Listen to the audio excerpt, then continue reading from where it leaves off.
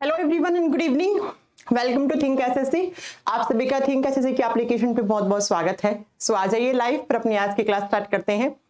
फटाक फटाक लाइव आ जाइए। कुछ स्टूडेंट्स लाइव आ चुके हैं, पंकज, राहुल, प्रशांत कुमार, उसके बाद अंशु मिश्रा, कुमकुम सिंह, मोहम्मद इमरान, ब्लैकआउट, राहुल कुमार, राम कुमार। चलिए भाई, गुड इवनिंग, सबका स्वागत है आपका थिंक एसएससी के इस प्लेटफॉर्म पर। जैसा कि आपको पता है, लास्ट क्लास में हमने एक्सक्रीटरी सिस्टम, जिसको हम हिंदी में उत्सर्जन तंत्र बोलते हैं, उसको हमने कंप्लीट कर लिया था।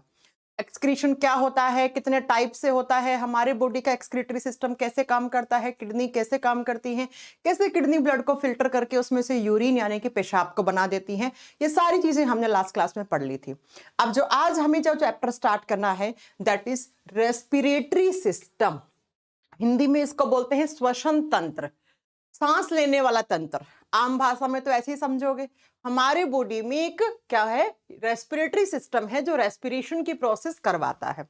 बच्चों, जब मैंने आपको बायोलॉजी का इंट्रोडक्शन पढ़ाया था, तब मैंने आपको बहुत अच्छे से पढ़ाया था कि जितने भी लिविंग्स है इस धरती के ऊपर, प्लांट्स, गाय, भैंस, घोड़ा, बकरी, जानवर, हम सब में क्या होता है, रेस्पिरेशन होता है। हम सब में श्वसन की प्रक्रिया होती है, यानी कि लिविंग्स का एक बेसिक कैरेक्टरिस्टिक्स होता है कि उनमें रेस्पिरेशन होता है, उनमें श्वसन की प्रक्रिया होनी चाहिए। अब सबसे पहले बात, क्या होता है रेस्पिरेटरी सिस्टम? एज यूजुअल जैसे हम पढ़ते हैं, इसकी परिभाषा, इसकी डेफिनेशन का मतलब आपको पता होना चाहिए। कुछ हमारे बॉडी में ऐसे ऑर्गन्स हैं जो एक जैसा काम करते हैं, और एक जैसा काम क्या, तो वो रेस्पिरेशन का काम करते हैं। तो ऐसे ऑर्गन्स को हम एक साथ मिलाकर क्या कह देते हैं, रेस्पिरेटरी ऑर्गन्स या रेस्पिरेटरी सिस्टम के नाम से हम उनको जानने लग जाते हैं। यानी कि हमारे बॉडी में एक ऐसा ऑर्गन्स का सिस्टम है, ऐसे ऑर्गन्स है हमारे बॉडी में जो रेस्पिरेशन की प्रोसेस में हेल्प करते हैं। उन ऑर्गन्स को एक साथ मिलाकर हम रेस्पिरेटरी सिस्टम यानी कि श्वसन तंत्र हम बोल देते हैं। अब सबसे पहला आपको पता होना चाहिए, व्हाट इज रेस्पिरेशन? रेस्पिरेशन होता क्या है, श्वसन होता क्या है? जब मैं ऑफलाइन क्लास में पढ़ा रही होती हूँ, चलो आपसे ही पूछती हूँ मैं, आप बताओ कि रेस्पिरेशन होता क्या है। रेस्पिरेटरी सिस्टम तो बाद की बात है, पहले मुझे ये बताओ रेस्पिरेशन का मीनिंग क्या है। जब मैं बच्चों से पूछती हूँ कि व्हाट इज रेस्पिरेशन, श्वसन क्या होता है, तो बच्चे बोलते हैं सांस लेना, सांस छोड़ना, मैम ऑक्सीजन लेना, CO2 छोड़ना, ऐसे कुछ बहुत सारी बातें मुझे बच्चे बताते हैं। ये सब गलत आंसर है। अगर मैं आपसे पूछूं कि आप अपना नाक और मुंह बंद कर लो, है ना, तो आप 1 से 2 मिनट के बाद आपका दम घुटना शुरू हो जाता है, आपके बॉडी में सफोकेशन होना शुरू हो जाता है। आपने देखा होगा मूवीज वगैरह में तकिया लगा के इंसान को मार देते हैं ना। क्यों? क्योंकि नाक और मुंह से, स्पेशली नाक से, थोड़ा बहुत मुंह से भी चला जाता है एयर, हमारे बॉडी में एयर का रास्ता ब्लॉक हो जाता है। एयर का मतलब होता है हवा। देखो, सबसे पहले एक पॉइंट हमेशा के लिए मैं क्लियर कर दूं कि आप जब सांस लेते हैं तो उसमें ऑक्सीजन नहीं आती है सिर्फ। आप सोच रहे होंगे, आप बहुत सारे बच्चे ऐसे कहते हैं हम ऑक्सीजन लेते हैं, CO2 छोड़ते हैं। आप खुद जानते हैं हमारे एनवायरमेंट में तो क्या है, एयर है, हवा है, हवा है। और एयर क्या होता है, air is the mixture of gases. गैसों के मिश्रण को हम हवा कहते हैं, हम हवा लेते हैं। अब इस हवा में CO2 भी है, नाइट्रोजन भी है, सल्फर डाइऑक्साइड भी है। आजकल देखो पॉल्यूशन वाली गैस सल्फर डाइऑक्साइड बहुत ज्यादा हो रखी है। आप अगर देखोगे तो दिल्ली का AQI लेवल बहुत बढ़ गया है, बहुत पॉल्यूशन है। इसमें ऑक्सीजन भी है, यानी कि हम एयर के अंदर सारी गैसेस मिक्स हैं। सिर्फ हमारे एनवायरनमेंट में ऑक्सीजन ही थोड़ी है, आप तो एयर ले रहे हैं। कहीं फिल्टर थोड़ी लगे कि ऑक्सीजन सिर्फ हमारे बॉडी में आएगी, बाकी सब नहीं आएगा। ऐसा कभी होता है क्या? हम लेते हैं एयर, हम कभी भी ऑक्सीजन नहीं लेते। प्योर ऑक्सीजन तो आप ले ही नहीं सकते हो, आपका शरीर मर जाएगा, आप मर जाओगे, जल जाओगे। 100% ऑक्सीजन हम ले ही नहीं सकते, ले ही नहीं सकते हैं। हम कितना परसेंट आप जानते हैं, एनवायरमेंट में अप्रोक्स 21% ही ऑक्सीजन होता है ना। हम 21% ही ऑक्सीजन को इनहेल करते हैं, किसकी फॉर्म में, एयर की फॉर्म में। अब सुनो, रेस्पिरेशन होता क्या है। बहुत सारे बच्चों के आंसर आ गए, सांस लेना, सांस छोड़ना, ऑक्सीजन लेना, CO2 छोड़ना, ये सब होता है ब्रीदिंग। इसको बोलते हैं ब्रीदिंग।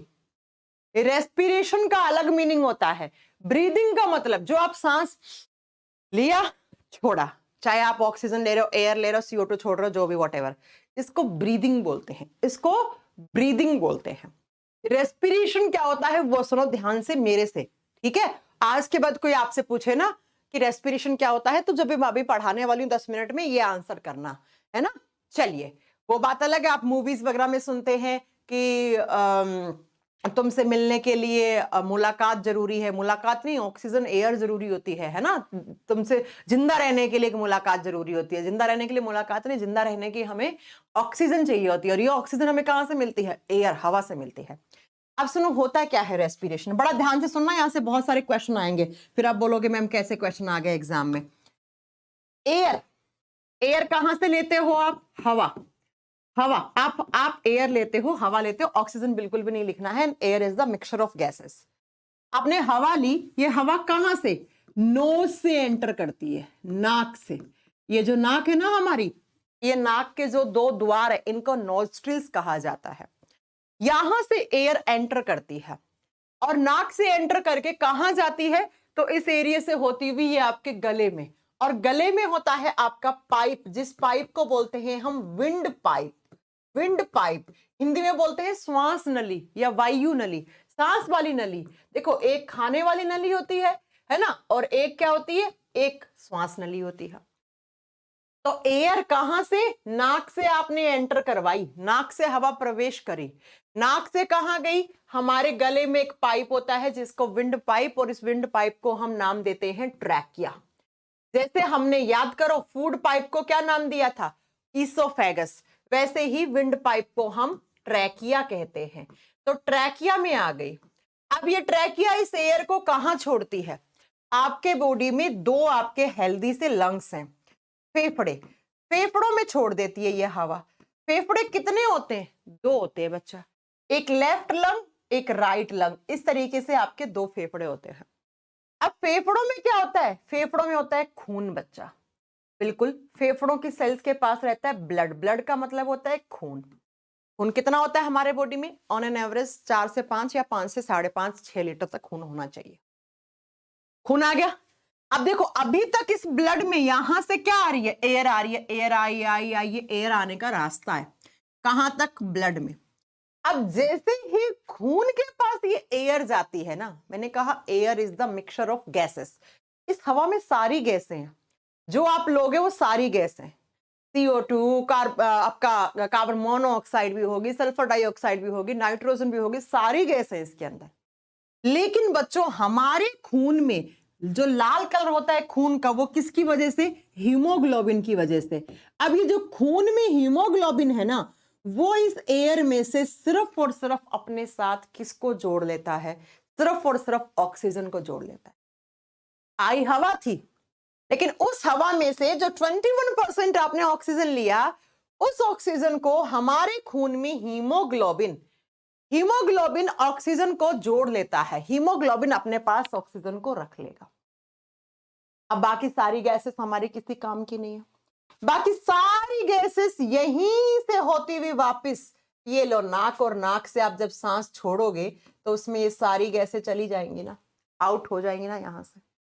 हाँ जी मैम, बिल्कुल हो जाएंगी। समझ रहे हो?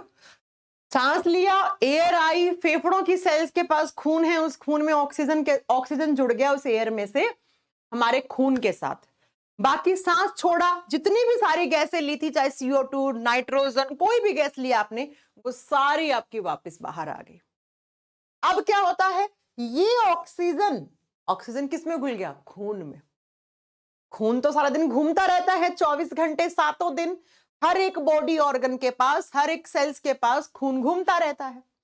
अब जब ये खून जाएगा तो हमारी सेल्स के पास किसको लेके जाएगा? हमारे बॉडी की प्रत्येक कोशिका के पास, ईच एंड एवरी सेल, हर एक सेल के पास ये खून क्या छोड़ाएगा? ऑक्सीजन छोड़ाएगा। इसका मतलब हमारे सेल्स के पास क्या पहुंच गया? ऑक्सीजन पहुंच गया। अब सेल्स के पास पहले से होता है बच्चा ग्लूकोज। ग्लूकोज का फॉर्मूला होता है C6H12O6। ग्लूकोज था हमारी सेल्स के पास, क्या आ गया? ऑक्सीजन। अब ये ऑक्सीजन आके इस ग्लूकोज का ब्रेक डाउन करता है। आज मैं आपको एक क्वेश्चन का भी आंसर देने जा रही हूं, बहुत बड़े क्वेश्चन का। हम ऑक्सीजन गैस पे ही जिंदा क्यों रहते हैं? अगर ऑक्सीजन नहीं होती, आपने देखा कोरोना के टाइम पे ऑक्सीजन सिलेंडर कितने महंगे बिक रहे थे, 1-1 लाख रुपए में बिक रहे थे, और बहुत सारे लोगों को कोरोना के समय ऑक्सीजन ना मिलने की वजह से लोग मर गए। हर साल गवर्नमेंट हॉस्पिटल में ऑक्सीजन खत्म हो जाता है, बच्चे मर जाते हैं, बुजुर्ग मर जाते हैं, जो ऑक्सीजन सिलेंडर पे रहते हैं, जो वेंटिलेटर पे रहते हैं। कभी आपने सोचा ऑक्सीजन की कमी से ही क्यों मर जाते हैं?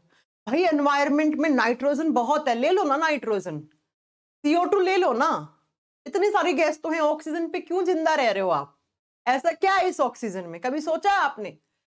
सुनो, ये ऑक्सीजन जो है ना, ये ऑक्सीजन इस ग्लूकोज का ऑक्सीडेशन कर देता है, इस ग्लूकोज का ऑक्सीकरण कर देता है, और जैसे ही ये ऑक्सीजन इस ग्लूकोज को तोड़ता है, तो तोड़ने से बनता है carbon dioxide plus H2O, H2O बोले तो वाटर, प्लस यहां पे ATP बनता है। ATP क्या होता है, कितनी बार बताऊं? ATP एनर्जी होती है, ATP ऊर्जा होती है।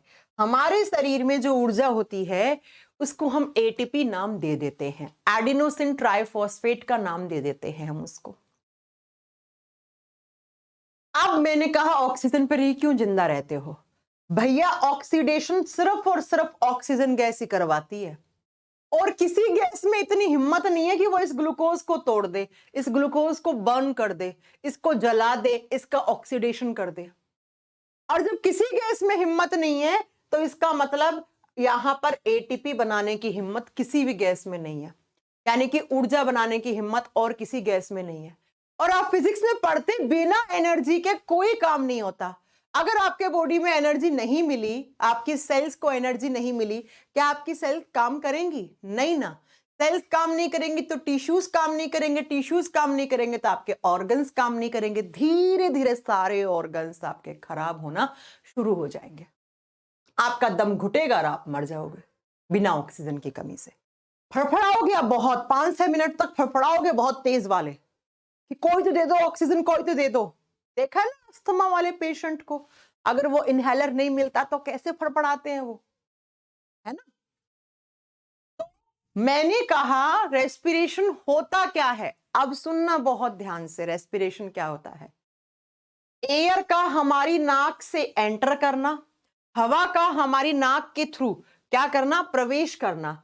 नाक से कहा? हमारे गले में जो पाइप है जिसको विंड पाइप बोलते हैं, वहां जाना, विंड पाइप से फेफड़ों में जाना, और फिर फेफड़ों में जो खून होता है उस खून में ऑक्सीजन का घुलना, और उस ऑक्सीजन से घुल के हमारे शरीर के प्रत्येक हिस्से में, प्रत्येक सेल, हर एक टिश्यू, हर एक ऑर्गन्स के पास इस ऑक्सीजन से ग्लूकोज का टूटना, ग्लूकोज के टूटने से कार्बन डाइऑक्साइड, पानी और एनर्जी का बनना। ये एनर्जी स्टोर हो जाती है हमारे बॉडी में।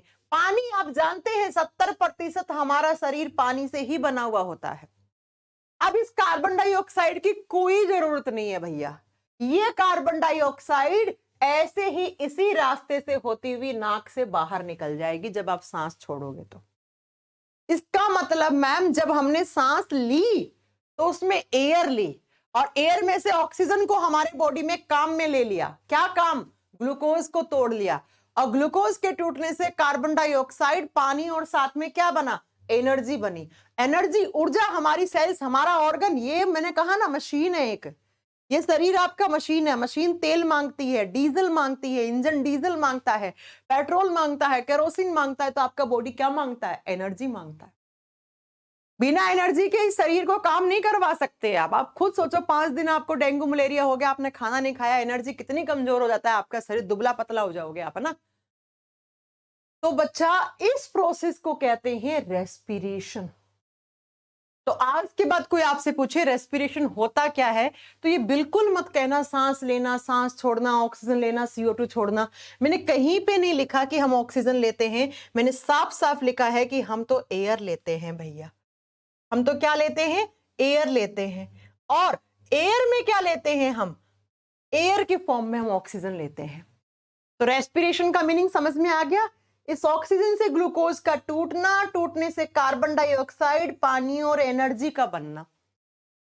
एनर्जी किसकी फॉर्म में? ATP की फॉर्म में बनती है। एनर्जी का हमारे बॉडी में रुक जाना, पानी का रुक जाना और यहां से CO2 बाहर निकल जाना रेस्पिरेशन कहलाता है। और ये सिर्फ हम लोगों में नहीं, गाय, भैंस, घोड़ा, बकरी, बंदर, कुत्ता, बिल्ली, सबको ऑक्सीजन, प्लांट्स को भी ऑक्सीजन चाहिए। अब आप कहोगे हमने तो सुना है प्लांट को CO2 चाहिए। अरे भैया, प्लांट को दिन में कार्बन डाइऑक्साइड, रात को ऑक्सीजन चाहिए। सुना है ना, रात को पेड़ पौधों के नीचे नहीं सोना चाहिए। क्यों नहीं सोना चाहिए? क्योंकि रात को पेड़ पौधे हमारी तरह ऑक्सीजन लेना शुरू कर देते हैं, और फिर जिस पौधे के नीचे आप सो रहे हो तो वहां पर वो भी ले रहा है ऑक्सीजन, आप भी ले रहे हो ऑक्सीजन, तो आपको ऑक्सीजन की कमी नहीं लगेगी क्या? समझ रहे हो आप? इसीलिए कहते हैं रात को पेड़ पौधों के नीचे नहीं सोना चाहिए। प्लांट्स वाला सब समझ में आ जाएगा। दिन में प्लांट्स को CO2 चाहिए, क्या बनाने के लिए? फोटोसिंथेसिस करने के लिए। रात को प्लांट्स को ऑक्सीजन चाहिए होता है हमारी तरह। लेकिन बच्चा, हम लोग तो खाना बाहर से खा लेते हैं, हमें तो फोटोसिंथेसिस करवाना नहीं है, हमें तो सिर्फ ऑक्सीजन चाहिए, तो हम ऑक्सीजन 24 घंटे लेते रहते हैं। ठीक है, बात समझ में आ गई? चलिए, ये बात होगी कि रेस्पिरेशन होता क्या है। अब बात आती है रेस्पिरेशन कितने टाइप से होता है। रेस्पिरेशन के 2 टाइप होते हैं बच्चा, ये बहुत ध्यान से पढ़ना, यहां से क्वेश्चन आता है एग्जाम में। पहला बोलते हैं हम एरोबिक रेस्पिरेशन। नंबर 1 पे आता है एरोबिक रेस्पिरेशन। हिंदी में इसको कहा जाता है ऑक्सीश्वसन। ऑक्सीश्वसन। दूसरा अनएरोबिक रेस्पिरेशन। अनएरोबिक रेस्पिरेशन, और हिंदी में इसको कहा जाता है अनॉक्सीश्वसन। भैया, नाम से क्लियर है, एक ऐसा रेस्पिरेशन जिसके लिए ऑक्सीजन चाहिए ही चाहिए, उसको एरोबिक रेस्पिरेशन कहते हैं। हिंदी में पढ़ो ना, ऑक्सीजन की प्रेजेंस से। ऐसा रेस्पिरेशन जो किसकी प्रेजेंस में होता है? जो किसकी प्रेजेंस में? ऑक्सीजन की प्रेजेंस में। यानी कि यहां पर ऑक्सीजन की उपस्थिति होनी चाहिए, ऑक्सीजन प्रेजेंस होना चाहिए, नहीं तो नहीं हो पाएगा, नहीं तो ग्लूकोज नहीं टूट पाएगा। इस टाइप की रेस्पिरेशन को आप एरोबिक रेस्पिरेशन कहते हैं। और एक ऐसा रेस्पिरेशन जहां पर ऑक्सीजन की एब्सेंस भी चलेगी, यानी कि अगर ऑक्सीजन नहीं भी होगा तो भी रेस्पिरेशन हो सकता है। अभी बताएंगे कैसे हो सकता है। अब बताओ, हम लोगों में कौन सा होता है? हमें जिंदा रहने के लिए क्या चाहिए? जिंदा रहने के लिए ऑक्सीजन चाहिए। तो हमारा रेस्पिरेशन कैसा है? एरोबिक। गाय, भैंस, घोड़ा, बकरी, बर्ड्स, एनिमल, सबका कैसा है? एरोबिक। मैम, ये कहां होता है? अभी समझ में आएगा 2 मिनट के बाद। सबसे पहले एरोबिक रेस्पिरेशन होता क्या है? एरोबिक रेस्पिरेशन की केमिकल रिएक्शन क्या होती है? इसमें ग्लूकोज टूटता है किससे? ऑक्सीजन से। ऑक्सीजन ने ग्लूकोज को तोड़ा, और जैसे ही तोड़ा तो यहां पर बनता है carbon dioxide plus water plus energy. Energy किस फॉर्म में? In the form of ATP, adenosine triphosphate. अब बच्चों सुनो ध्यान से, यहां पर ग्लूकोज को कौन तोड़ रहा है? ऑक्सीजन तोड़ रहा है। इस रेस्पिरेशन में जो एनर्जी बनती है ना, ये बनती है 38 मॉलिक्यूल। यहां पर एनर्जी के एक बारी में जब एक रेस्पिरेशन साइकिल चलती है तो 38 मॉलिक्यूल बनते हैं। किसके? ATP के। यहां पे ATP ज्यादा बनती है, मोर एनर्जी। ATP क्या है? एनर्जी है। तो यहां पर एनर्जी ज्यादा बनती है बच्चा, एनर्जी का उत्पादन ज्यादा होता है। कितना मॉलिक्यूल? तो 38। इधर जब आते हैं एनारोबिक रेस्पिरेशन में, तो बच्चा यहां पे तो ऑक्सीजन है नहीं, तो यहां पे जो ग्लूकोज होता है ना, इस ग्लूकोज को किसकी हेल्प से तोड़ा जाता है? या तो किसी एंजाइम की हेल्प से तोड़ा जाता है इसको, या यहां पर इस केमिकल रिएक्शन में कोई कैटलिस्ट डालते हैं। कैटलिस्ट का मतलब होता है उत्प्रेरक। आप जानते हैं बच्चा, हम केमिस्ट्री में पढ़ते आए हैं, बचपन से पढ़ते आए हैं। कैटलिस्ट क्या करते हैं?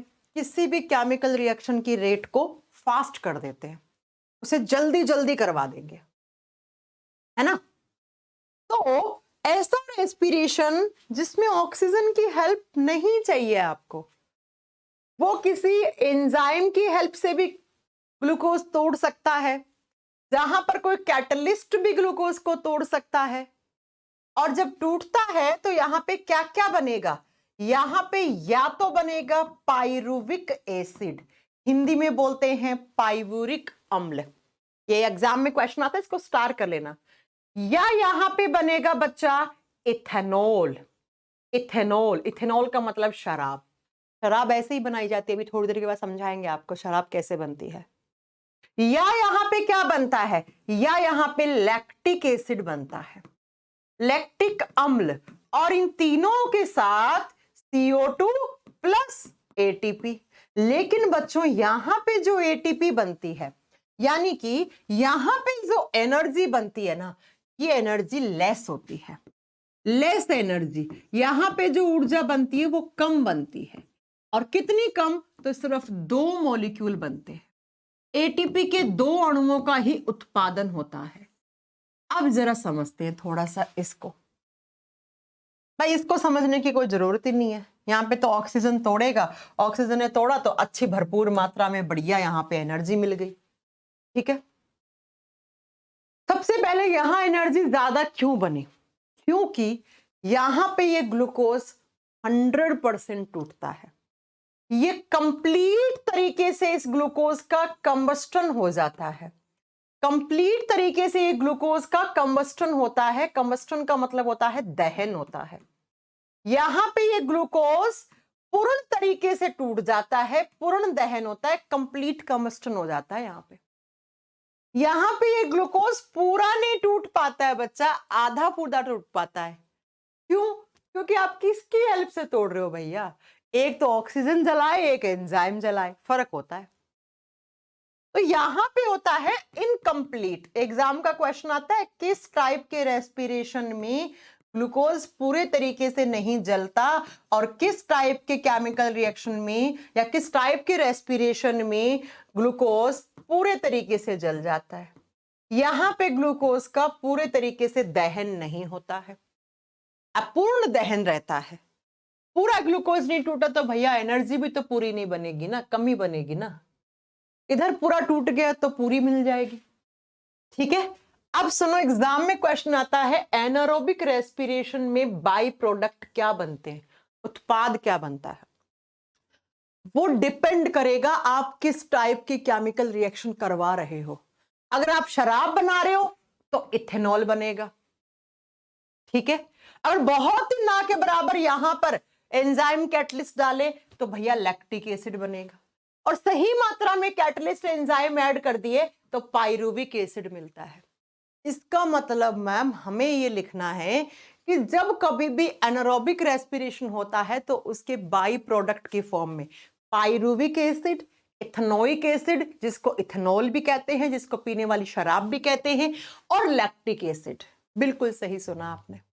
एक क्वेश्चन आता है कि जब हम जिम वगैरह में वर्कआउट ज्यादा कर लेते हैं, जब हम बहुत देर तक दौड़ लगा लेते हैं, तो कुछ देर के बाद आप बेहोश हो जाते हो, आपके बॉडी में कमजोरी हो जाती है।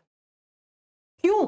क्योंकि बच्चा जब आप जिम वगैरह करते हो ना, तो आपकी मसल्स के अंदर एक समय के बाद ऑक्सीजन की कमी हो जाती है, आपकी मांसपेशियों में ऑक्सीजन की कमी होने लग जाती है। और ऑक्सीजन की कमी जब हुई तो ऑक्सीजन की कमी से कौन सा रेस्पिरेशन होता है आप जानते हो, ऑक्सीजन की कमी या ऑक्सीजन की एब्सेंस से एनारोबिक रेस्पिरेशन होता है, और आपकी मांसपेशियों में लैक्टिक एसिड बनना शुरू हो जाता है। और यही लैक्टिक एसिड आपकी मांसपेशियों में जमता है और आपके बॉडी में फटीग, थकान पैदा करता है, और आपके शरीर के अंदर एनर्जी, भैया जब ये होगा तो एनर्जी कम बनेगी ना, और बिना एनर्जी की कमी से आप बेहोश होना शुरू हो जाते हो, आपको चक्कर आना लग जाते हैं। आपके ब्रेन को सारा दिन एनर्जी चाहिए, सारा दिन एनर्जी। ब्रेन के पास ऑक्सीजन नहीं गया, धीरे धीरे सबकॉन्शियस स्टेज में जाओगे, बेहोश हो जाओगे। तो क्वेश्चन क्या बना, जब कभी भी हम हैवी वर्कआउट करते हैं जिम में, या फिर हम दौड़ लगाते हैं बहुत तेज वाली, तो हमारी मांसपेशियों में कौन सा रेस्पिरेशन होना शुरू हो जाता है, हमारी मांसपेशियों में एनारोबिक रेस्पिरेशन होना शुरू हो जाता है।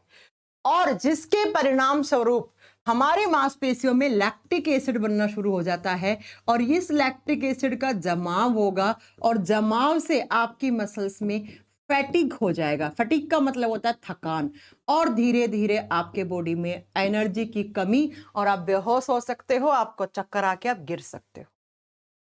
ऐसा होता भी है, सुनते हैं आप हर दिन कि जिम में आज मैं गया था यार, आज तो जिम में बेहोशी सी लग गई थी, फिर जिम ट्रेनर ने मुझे ग्लूकोज पिलाया, है ना। कुछ कुछ को तो हार्ट अटैक भी आ जाता है। अब उसके रीजन अलग अलग होते हैं, ठीक है। मैं ये नहीं कहती कि जिम करने से हार्ट अटैक आता है, नो। हाँ जी, समझ में आ गई मेरी बात? आ गई होगी बहुत अच्छे से। थोड़ा सा आगे चले। ये ऑक्सीजन की प्रेजेंस में होता है, यहाँ पे कंप्लीट तरीके से ग्लूकोज टूटता है। ये ऑक्सीजन चाहिए ही नहीं यहाँ पे कोई कैटलिस्ट, कोई एंजाइम डाल दोगे तो भी ये रेस्पिरेशन हो सकता है इसके। और यहाँ पे एनर्जी कम बनेगी, यहाँ पे एनर्जी ज्यादा बनेगी। और लैक्टिक एसिड हमारी मसल्स में जब बनता है तो वहां पे अनारोबिक रेस्पिरेशन होना शुरू हो जाता है, बिकॉज वहां पे ऑक्सीजन की कमी हो जाती है। क्योंकि जब आप जिम वगैरह कर रहे हो तो आपको लगातार ऑक्सीजन यूज कर रहे हो, ज्यादा एनर्जी चाहिए। अब एक समय के बाद ऑक्सीजन की कमी हो जाती है वहां पे, ठीक है। चलो, अब नेक्स्ट पॉइंट आता है कि एरोबिक रेस्पिरेशन हमारी सेल्स में होता कहां है, इसकी साइट क्या है, इसकी जगह कहां है, कहां होता है एरोबिक रेस्पिरेशन। एरोबिक रेस्पिरेशन हमारी सेल्स में माइटोकॉन्ड्रिया में होता है। अब माइटोकॉन्ड्रिया तो जानते होंगे, माइटोकॉन्ड्रिया में होता है। और दूसरा हमारी सेल्स में होता है साइटोप्लाज्म, जिसको बोलते हैं हम हिंदी में कोशिका द्रव्य। यानी कि एरोबिक रेस्पिरेशन हमारी, ये दोनों कहाँ है, ये हमारी सेल्स में होते हैं। अगर नहीं पढ़ा है तो पढ़ लोगे। हमारी कोशिका में माइटोकॉन्ड्रिया और साइटोप्लाज्म होता है, और इसी माइटोकॉन्ड्रिया और साइटोप्लाज्म में एरोबिक रेस्पिरेशन होता है। जबकि बच्चा एनारोबिक रेस्पिरेशन ओनली किस में होता है, साइटोप्लाज्म में होता है। माइटोकॉन्ड्रिया में कभी भी एनारोबिक रेस्पिरेशन नहीं होता। पढ़ाया होगा तो जरूर पढ़ाया होगा मैंने आपको कि माइटोकॉन्ड्रिया के अंदर एरोबिक रेस्पिरेशन होता है, मतलब ऑक्सीजन की हेल्प से होता है। ये बात पढ़ाई होगी, नहीं पढ़ाई होगी तो आगे पढ़ाएंगे आपको। तो एग्जाम में आ जाए एरोबिक रेस्पिरेशन की जगह क्या है, कहां होता है, बता दोगे? बहुत। ये कहां होता है, सिर्फ और सिर्फ किस में, साइटोप्लाज्म में। इसी क्वेश्चन को स्टेटमेंट की फॉर्म में पूछ लेगा तो बता दोगे ना, ठीक है। चलो अब आते एग्जाम्पल। एग्जाम्पल मेन है, एरोबिक रेस्पिरेशन किस किस में होता है। सबसे पहले तो हम लोगों में ही होता है, ह्यूमंस में होता है। एनिमल्स, जानवर, अब जानवर जितने जानवर के नाम सुने हो सब लिख दो, गाय, भैंस, घोड़ा, बकरी, कुत्ता, बिल्ली, बंदर, लंगूर, है ना, सब लिख दो।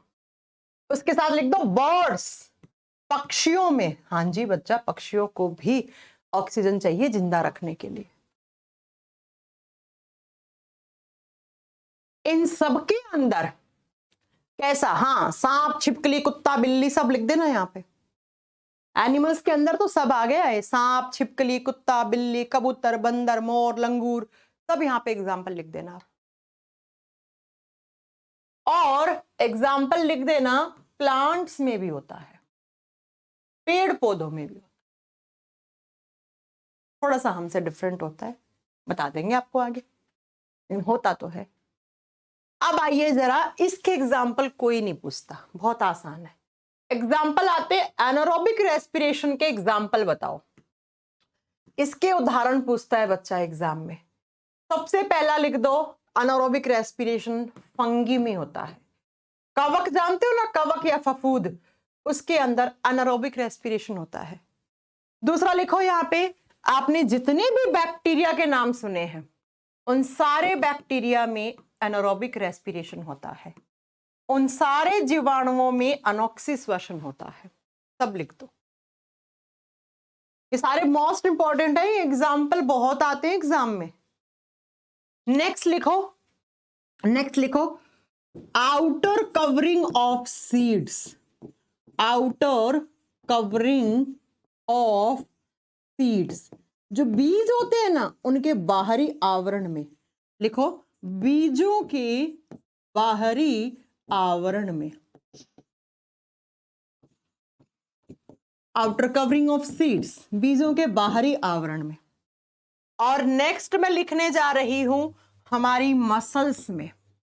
लेकिन मसल्स में कब? जब आप ज्यादा वर्कआउट कर लेते हो।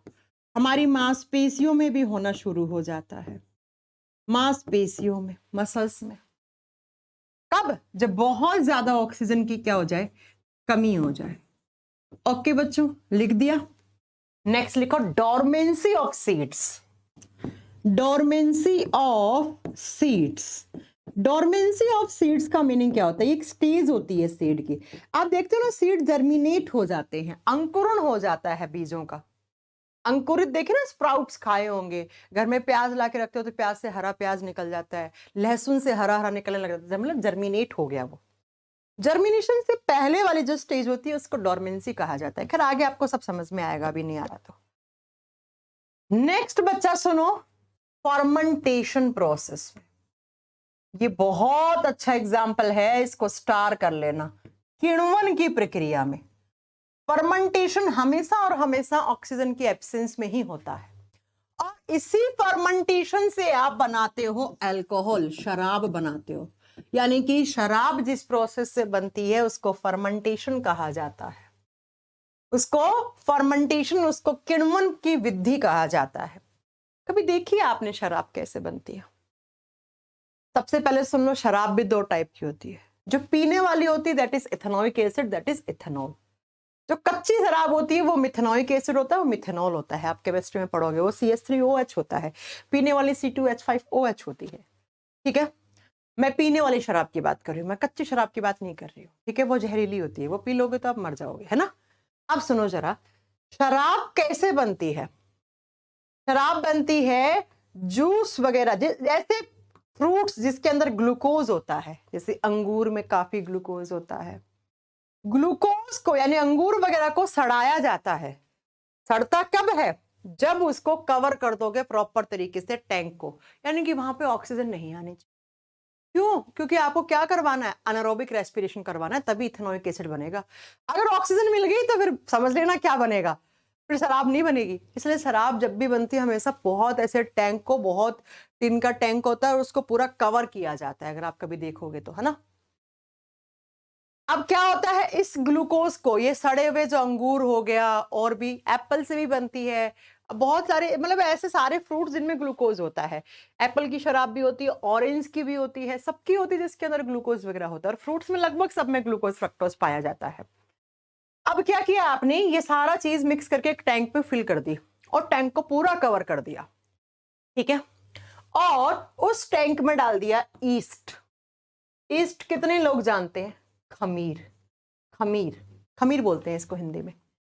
ईस्ट क्यों डालते हैं? क्योंकि ईस्ट में एक एंजाइम पाया जाता है, जिस एंजाइम का नाम होता है जाइमेज एंजाइम। जिस एंजाइम का नाम होता है जाइमेज एंजाइम। और मैंने कहा था ना, एनारोबिक रेस्पिरेशन के लिए आपको क्या चाहिए? एंजाइम चाहिए। इसीलिए हम बोलते हैं शराब बनाने में ईस्ट काम में आता है, खमीर काम में आता है। ईस्ट एज ए कैटलिस्ट काम करता है, उत्प्रेरक काम करता है, इस रिएक्शन को बहुत स्पीड देने का काम कर देगा। ठीक है, और ईस्ट में कौन सा एंजाइम? जाइमेज। तो आपसे पूछ ले शराब बनाने में कौन सा एंजाइम काम आता है, ये आता है एनडीए वगैरह के एग्जाम में क्वेश्चन। अल्कोहल बनाने के लिए कौन सा एंजाइम काम में आता है, तो आपको वो पता होना चाहिए, जाइमेज एंजाइम काम में आता है। अब क्या होगा, आपने 20-25 दिन के लिए, हाँ इतना दिन लगता है, जितना फर्मेंटेशन लंबा समय में होगा उतनी ही अच्छी शराब बनती है। जितना कम समय में होगा उतनी ही खराब शराब बनती है, उतनी ही कड़वी, उतनी ही कच्ची शराब बन जाती है। इसलिए आपने देखा होगा जो विस्की की बोतल होती है उस पर लिखा होता है, और जितनी पुरानी शराब होती है वो उतनी ही महंगी बिकती है मार्केट में। ये विस्की 7 साल पुरानी है तो ये 2000 की है, ये विस्की 8 साल पुरानी है तो ये 2200 रुपए की है। कोई कोई विस्की आती है 17 साल पुरानी तो वो महंगी आती है। ठीक है, अब क्या बन जाएगा, ये zymase enzyme as a catalyst काम करेगा और इस ग्लूकोज को सड़ाने गलाने का, ये अंगूर और जितने भी आपने फ्रूट्स डाले हैं, ब्लूबेरी, ब्लैकबेरी, जामुन सब डाला है, वो सड़ गया। और सड़ने से यहाँ पे कौन सा एसिड, यहाँ पे इथेनोइक एसिड मिल जाएगा आपको। अब इथेनोइक एसिड ही क्यों मिला? क्योंकि आपने ईस्ट डाला है भैया। वो कैटलिस्ट पे डिपेंड करेगा कि आपको मैंने बताया था ना क्या बनाना है प्रोडक्ट। इथेनोइक एसिड को ही आप इथेनॉल कहते हो, इसी को ही आप शराब कहते हो। और साथ में हल्का फुल्का CO2 वगैरह रिलीज हो जाता है और पानी, और फिर उसको आइसोलेट करके हम अलग कर लेते हैं शराब को। और अब इस इथेनॉल के अंदर आप जितना पानी मिलाओगे, विस्की बनानी है तो विस्की, सारी शराब इसी से बनती है, विस्की, वोडका, रम, सारी जो जो भी आप, वाइन, जो भी आप नाम सुनते हो, परसेंटेज इथेनोइक एसिड का अलग अलग डाल के अलग अलग टाइप की शराब बना लेते हो। जैसे वाइन में रहता है 15 से 20%, विस्की सबसे स्ट्रॉन्ग मानते हैं क्योंकि उसमें सबसे ज्यादा इथेनोइक एसिड होता है। वो परसेंटेज पे डिपेंड करता है, कितना परसेंट आपने इथेनोइक एसिड डाला है वैसे ही आपको बाई प्रोडक्ट शराब मिल जाएगी।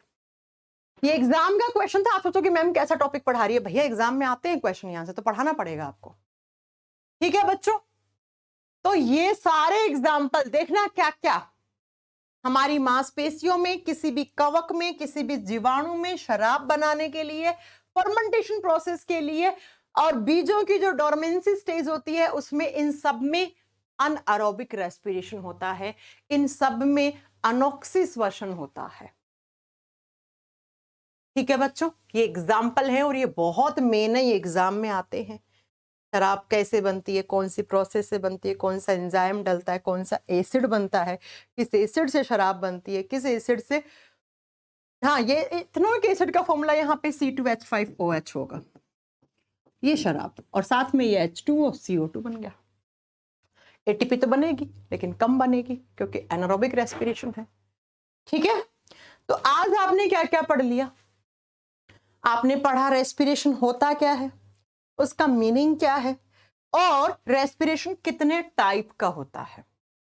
अब मैं नेक्स्ट क्लास में आपको पढ़ाऊंगी हमारा रेस्पिरेटरी सिस्टम कैसे काम करता है। अभी तो सिर्फ हमने एक जनरल आइडिया लिया ना, लेकिन यहां से क्वेश्चन बनते हैं तो पढ़ाना तो पड़ेगा ना, क्वेश्चन बनते हैं तो पढ़ाना तो पड़ेगा।